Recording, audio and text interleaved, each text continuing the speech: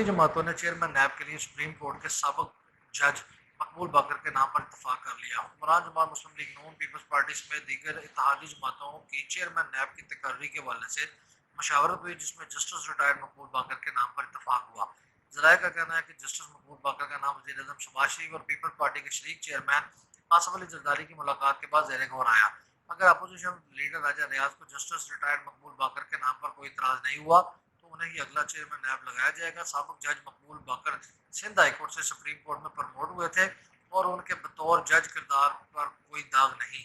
قبل ازیں chairman NAB کے لیے 5 نام زیر غور تھے، جن میں جسٹس ریٹائرڈ مقبول باقر کے علاوہ جسٹس ریٹائرڈ دوست محمد، سابق ڈی آئی جی آفتاب سلطان، سابق وفاقی سیکرٹری اخلاق تارڑ اور سابق اٹارنی جنرل عرفان قادری شامل تھے۔ دوسری جانب موجودہ chairman NAB justice Javed Iqbal Peoples party نون لیگ سمیت تمام جماعتوں سے کہہ رہے ہیں کہ مجھے ہی عہدے پر برقرار رکھا جائے، میں ہر طرح کے تعاون کرنے کے لیے تیار ہوں۔